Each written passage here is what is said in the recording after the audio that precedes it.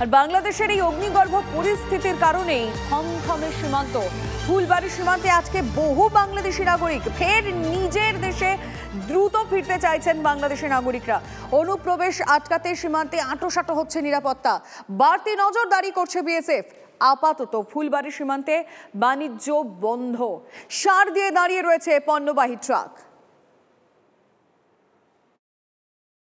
অগ্নিগর্ভ বাংলাদেশ এই পরিস্থিতিতে নতুন করে ভারত থেকে বাংলাদেশে না যাওয়ার অ্যাডভাইস দিচ্ছে ভারত সরকার।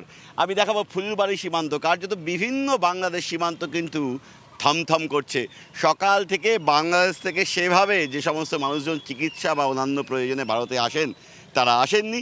উল্টো দিকে যারা আগে ভারতে এসেছিলেন তারা দ্রুত বাড়ি ফেরার চেষ্টা করছেন। বেশ কয়েকজন কদিন ধরে আটকে থাকার পর কোনো মতে বাড়ি ফিরে যাওয়ার আপ্রাণ চেষ্টায় সীমান্ত এলাকাগুলোতে ভিড় জমাচ্ছেন। ঢাকা, চট্টগ্রাম, সিলেট সহ বিভিন্ন জেলায় অগ্নিগর্ভ পরিস্থিতি শুরু হয়। আরও একবার কারফিউ ডিক্লেয়ার করার পাশাপাশি সেনাবাহিনী নামানো হয়েছে। যারা ওপার বাংলা থেকে এপার বাংলায় আসছেন তারা বলছেন গোটা এলাকা জুড়ে এই রাস্তাগুলোতে সাজোয়া সেনার ঘাঁটি ঘুরছে। উল্টো দিকে প্রস্তুত রয়েছে আন্দোলনকারীরাও। কারফিউ চলছে গোটা দেশ জুড়ে, থমথমে পরিস্থিতি।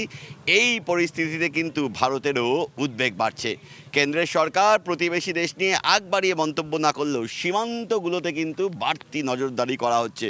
কারণ সরকার মনে করছে প্রতিবেশী দেশের রাজনৈতিক অস্থিরতা এবং স্থিতিশীল পরিস্থিতি নষ্ট হয়ে গেলে সেক্ষেত্রে কিন্তু তার প্রভাব পড়তে পারে ভারতীয় সীমান্তগুলোতেও। আর ঠিক সেই কারণেই কিন্তু দিনে এবং রাতে ভারতীয় সীমান্তে বাংলাদেশের ক্ষেত্রে কড়া নজরদারি চালাচ্ছেন বিএসএফের জওয়ানরা।